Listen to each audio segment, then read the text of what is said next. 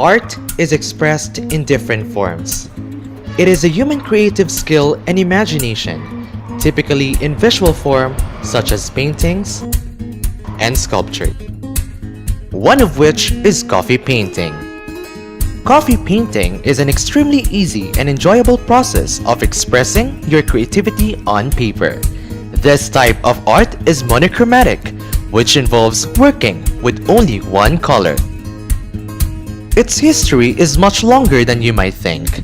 The first coffee paintings were made centuries ago as the brown beverage began to colonize Europe, and with that, coffee painting became popular around the world.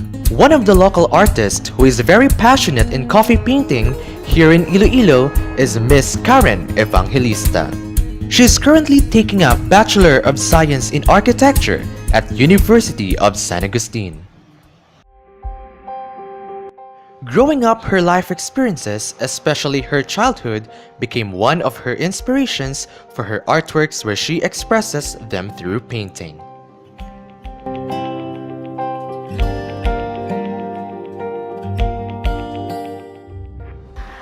Bali, sang nag-college ko, ang gana-require gid sa amon nga medium to use is watercolor. So, bali, every time I do my plays or like painting, ginatupad ko ang kape ko sa container with water. Hindi ako na pambutang tanan ko nga brush. So, bali, ang permi ko nagasala, every time ang pagkatapos ko paminta, ang brush ko, instead of sa water ko siya isawsaw, nasawsaw ko siya sa kape ko. Diba, hindi ko naman yung kape ko daw muna. Tapos, ang muna, permi ko kasala. Nga, dira ko ginasawsaw sa kape ko ang brush. Until nga, so, why not gamitin ko na lang ang kape, diba? Magpinta. Gintry ko siya, gintry ko siya, ginsunod ko lang ang colors, ang coffee. And then, kin-upload sa Facebook, daw mo, nag-react, nga, kape na, ito na nga kape, daw mo na. Gin-try ko siya, gin-experimentuhan. Actually, daan, if gabigin ka pa lang sa art mo, ginakulbaan ka na mo nga magsala, actually, sang nag-start na ko gid coffee painting, kilaban ko daan, gina-paint bata mo. So, though inspired na siya sa childhood ko. So, ang childhood, gin-apply ko siya sa process ng painting.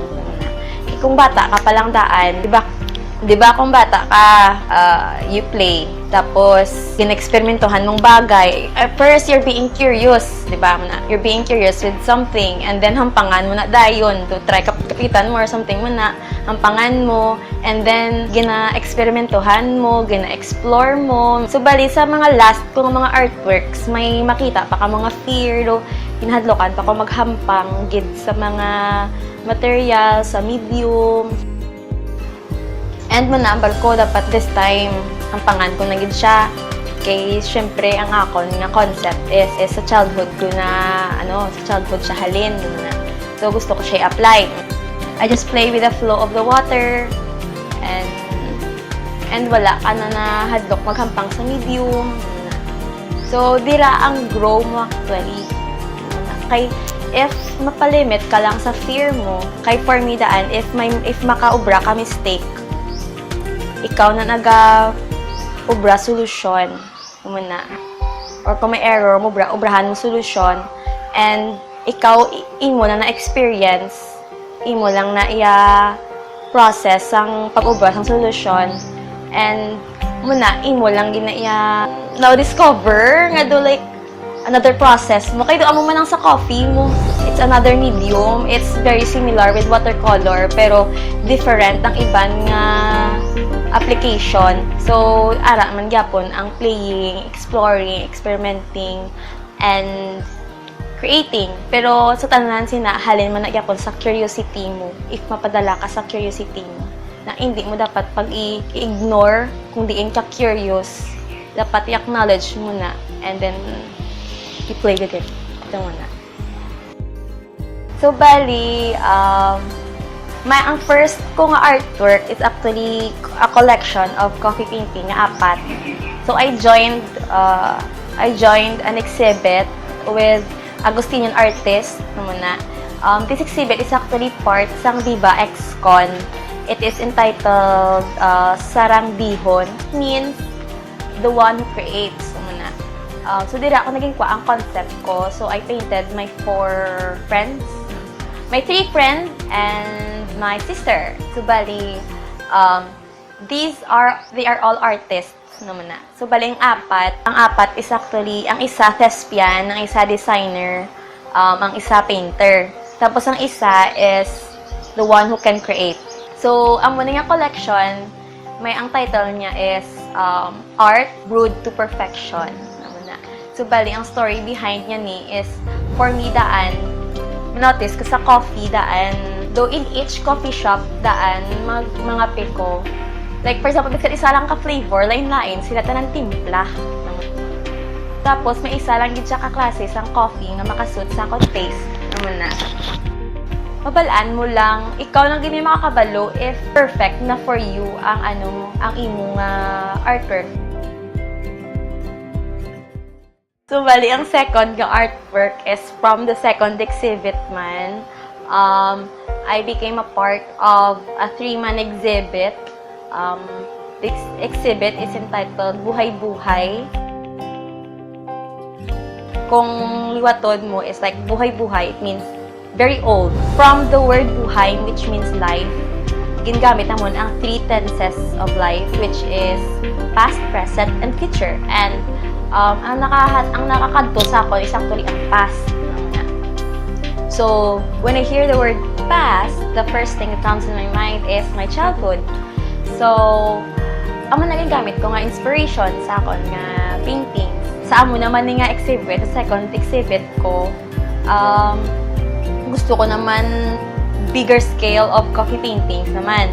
So, these 3 coffee paintings are entitled Mangga. Mga bata, sila. But I do, actually, I'm everywhere. Like sa mga barangay, kasi kakadto. Pagda, may time to nga may project ko nga, kailangan ko magpa sa mga normal scenarios ng isa ka barangay. And then, I found myself taking pictures and videos of kids. Actually, ang isa ninyo sa sikad, actually, I'm taking video of this kid. And then, actually, candid siya. And then, doon na feel niya gurong kami nagatulok siya. So, nag-look siya sa good thing about painting is if ang imo reference is hindi siya detailed or like blur, pwede mo na i-detail sa painting. So, bali, ang third painting naman actually, nakuha lang niya siya sa jeep. Like, gasakay ko sa jeep. So, bali, gasakay ko sa jeep, may nanay with a baby nga nagpungko sa tubang ko. And then, the kid is just staring at me. And then, ginakapitan niya nga, like, do lampin, hindi palid. Pero baby pa siya, like, pila ka month pa lang siya. And then, low, like, may buot na siya nga, hindi palid yan, lampin. So, bali, this painting is actually wave painting. With watercolor paper naman.